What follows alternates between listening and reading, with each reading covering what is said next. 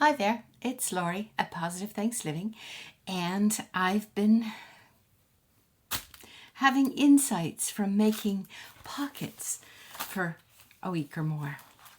This is a list by Kathy at Vintage Raven CA, and she's done a great job of creating a list, and every day she gives a video of how to do something. So this is a flip pocket, and I liked this option for this page because I like the bird and a belly band that is a pocket, 3 pockets, and what else?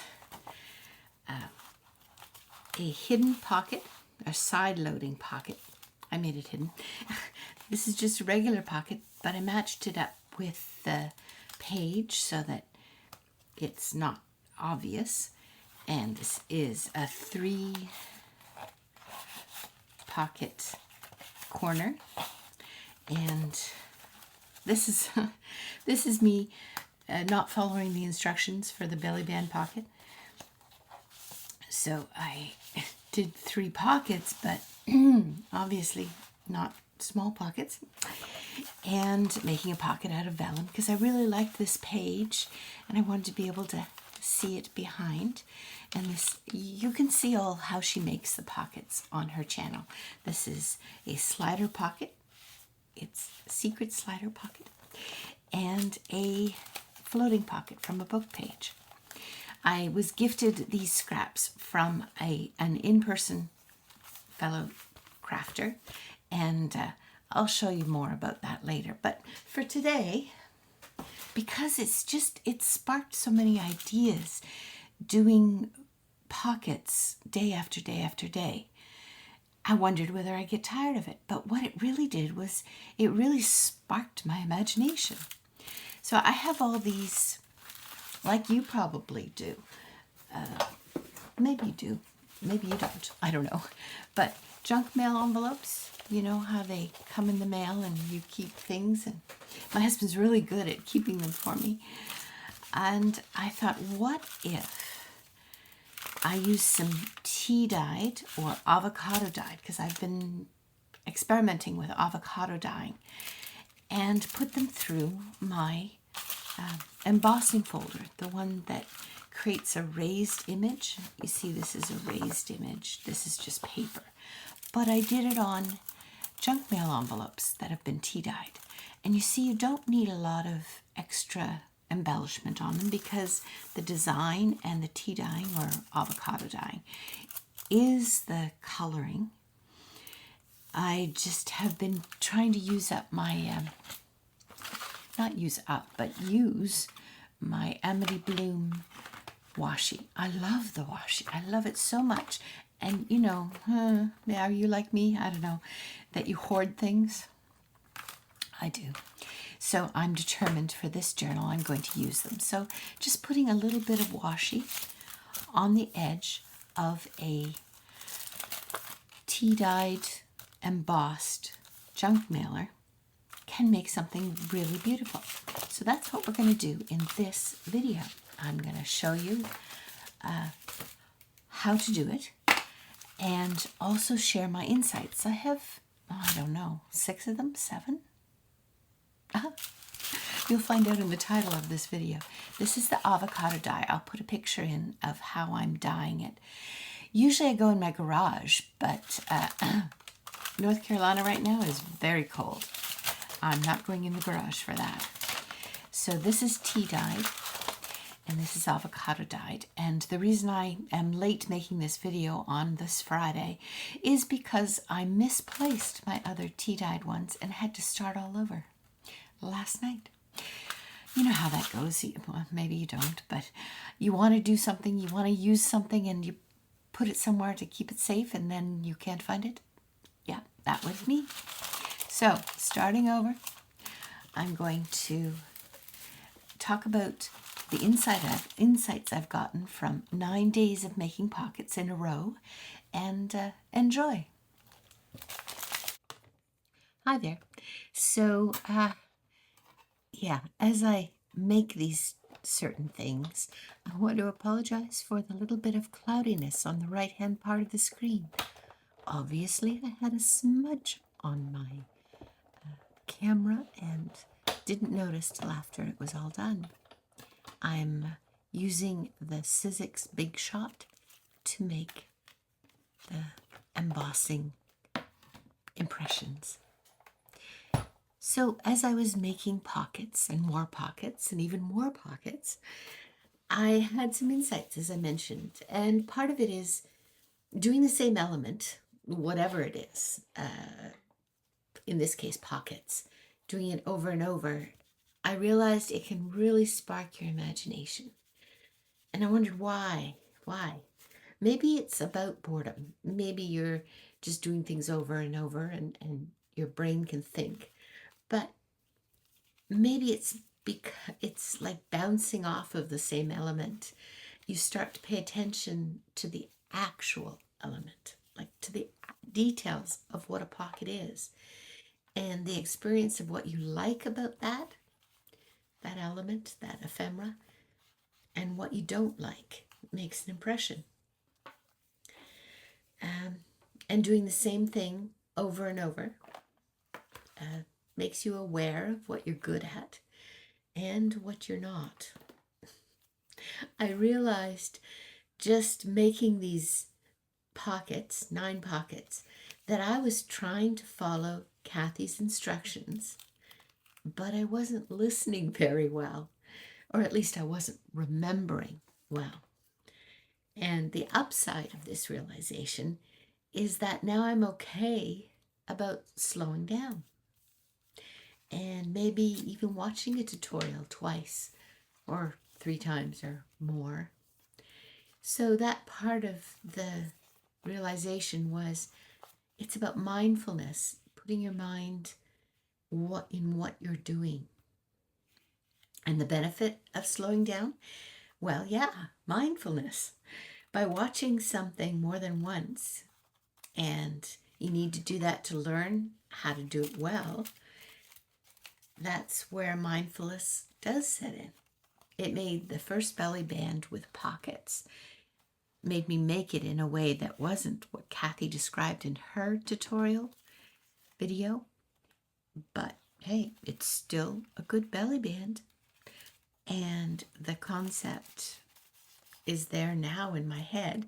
So now I have 2 belly band pockets, one that's like Kathy demonstrated, because I listened more than once, went back and did it, and I also have a different version that came out of my imagination.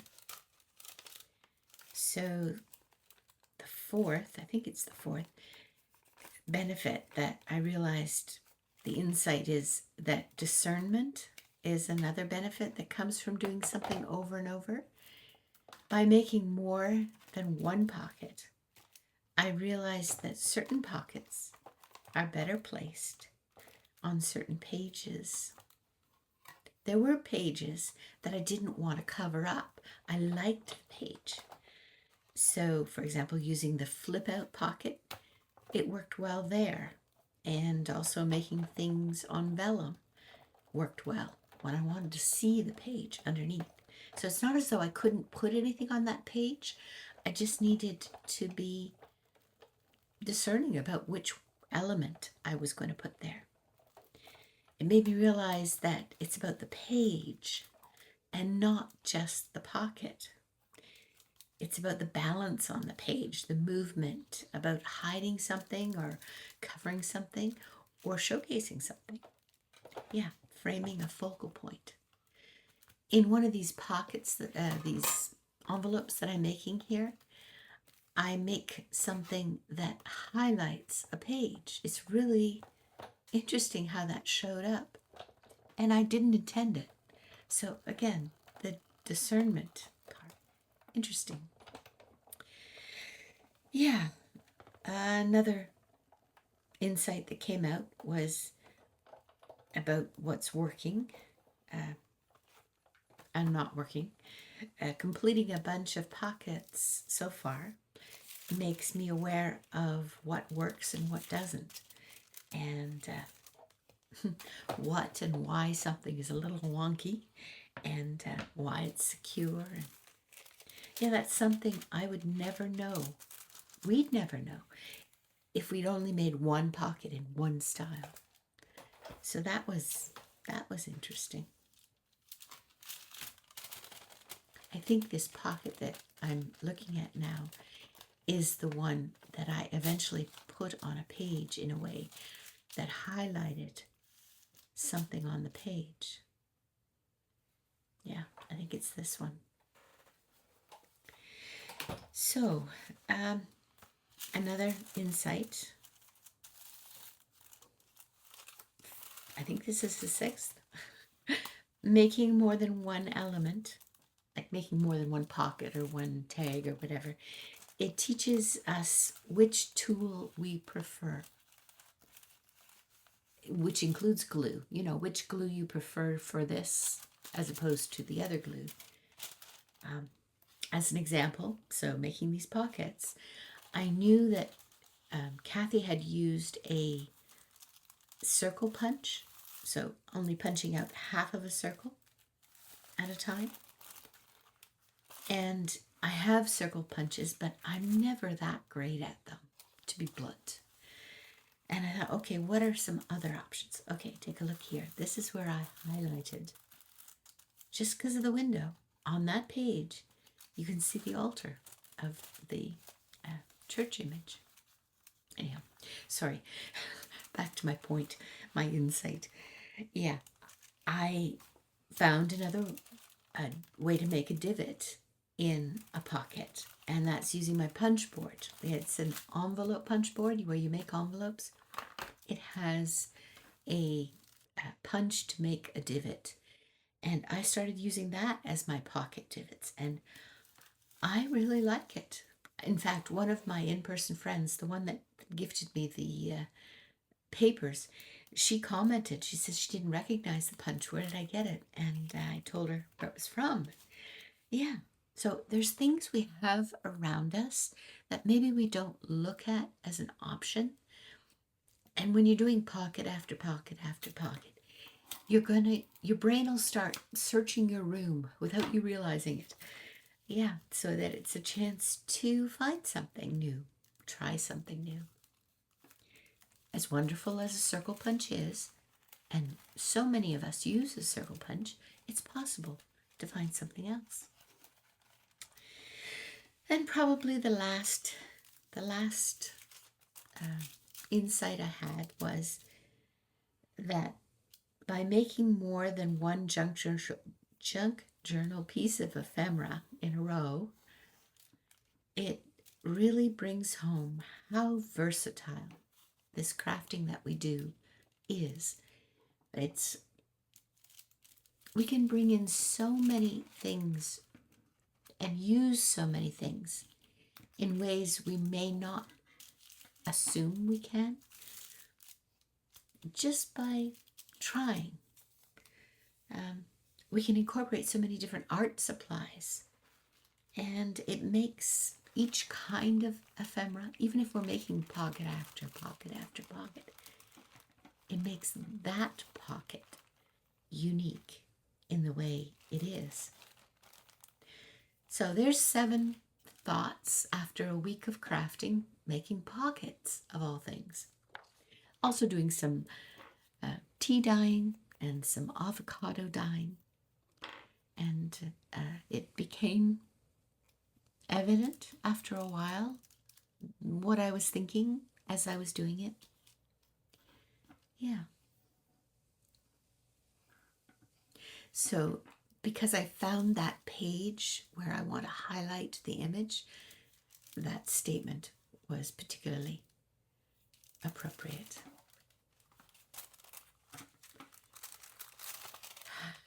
I need to be sure to clean the lens on my phone camera so that it's not smudged. Yeah, there's another part of the checklist before I start recording. Okay, a few more to go. And I'm going to be trying some more paper dyeing whether I make dyeing the envelopes or just paper, I don't know. Probably both.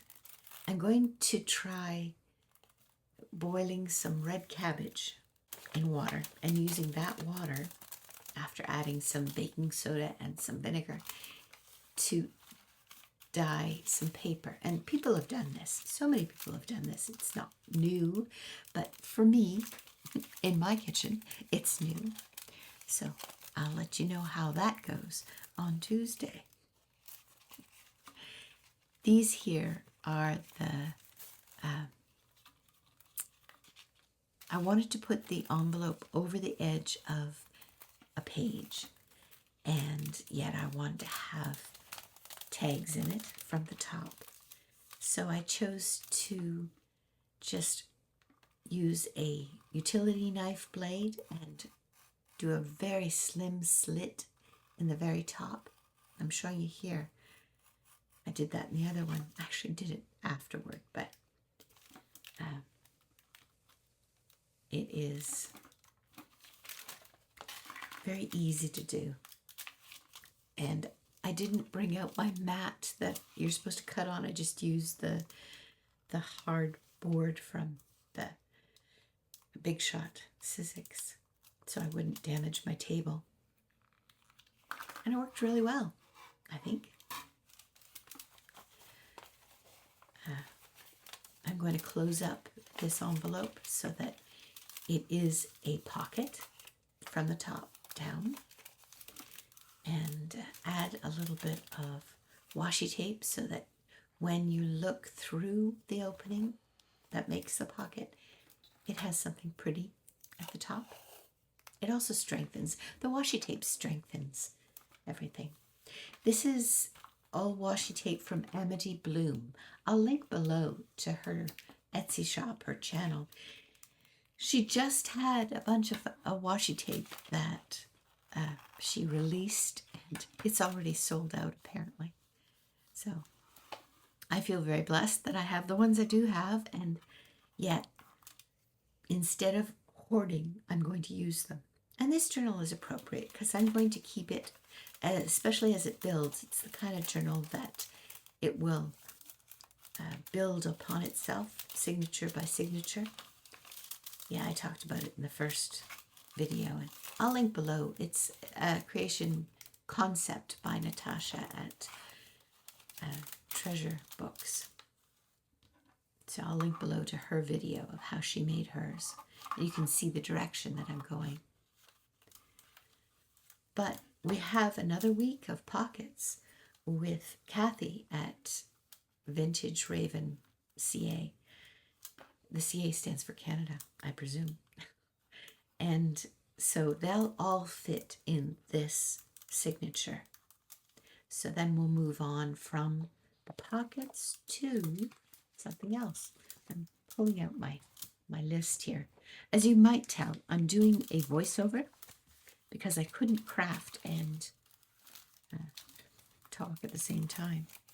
Week 3 is fold out and interactive.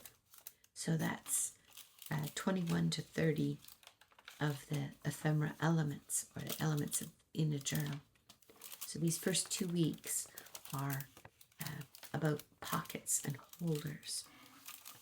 And all 20 of them will fit in this signature.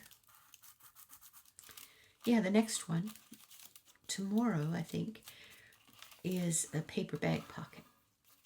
The one today was the book page pocket. I am so behind making this video. I usually have it done before Friday, and as I record, it's about 3:30 in the afternoon. So, yeah, lots of fun. I'm just closing up this element pocket. It will be a pocket, double pocket, and then it'll go over the edge of a page. So this one came out of my imagination, I think. And I ended up only embossing the opposite side of the envelope because I thought it was interesting. You don't need to do embossing on both sides. You can do it just on one. I think it looks pretty. And only having the washi tape as a way to cover up any of the writing on the envelope. Obviously, it doesn't work on every envelope, but the ones I've chosen for this technique, it does work. Looking through my envelopes that my husband has handed to me and I've kept, many of them are AARP, which is, I forget, American Association of Retired People. Yeah, they're nice window envelopes. It's fascinating when I use the dye that is a food-based dye. When I first put the security envelopes in, I didn't know whether they would pick up the avocado dye, but they did. And I think they turned out nice. I hope you can see it on camera. It's such a subtle pink. It's light and pinky pink. I used just the avocado pits to dye, to make up the dye solution. I had read somewhere that the skins, which is the other part that you could use, both with the pits and the skins, it makes more of a peach color as opposed to a pink color. And I knew I wanted more of a pink color, so I tried that. I had probably about 8 or 10 pits, and I cut them apart because it said that if you expose the flesh of the inside of the pit, you'll get a better color. And it took quite a while to start getting the color in the water. But it works out as an extremely subtle pink, but I like the color. I still have the skins that I kept, and I'm going to try them alone with just the skins and see if I do just get a peach color. So you'll see that in future videos along with the red cabbage dye. Have you done dyes yourself, like coloring paper with food coloring dye? Let me know. Leave me a comment. I want to thank you for joining me. I want to say hello and happy to have you here. To all those that have returned, to those of you who are new subscribers, welcome. It's fun making things with paper. It's exhilarating. It creates a sense of wonder when what you've made turns out well, makes a beautiful difference in an artistic way. I don't know about you, but I've never seen myself as an artist in the sense of I'm an artist. Rather, I know I have been creative, and I know that I enjoy artistic pursuits. So I'm startled every time I make something, and in my own eyes, it looks good. I might go that far of saying that. And I really like paper, so that's my go-to. And then I also do things with fabric. And this year, it's on my list. I'm going to be doing some slow stitching with fabric and paper. Now that's coming up in this year. The end of April, 5 years ago, I made my first junk journaling video. So I want to observe that in some way. One idea I've thought of is making a journal to give away. But anyhow, I welcome you here. I'm thankful for you. My channel name is Positive Thanks Living because I want to live with gratitude and with optimism. So hopefully that's what you'll feel also when you are finished watching one of my videos. I'll work more toward that. In the meantime, take care. Enjoy crafting. I wish you happy crafting. and we'll see you on Tuesday. I make videos on Tuesdays and Fridays. And now I need to upload this one to YouTube so that somebody can see it on a Friday. Take care. It's Lori at Positive Thanks Living. Bye for now.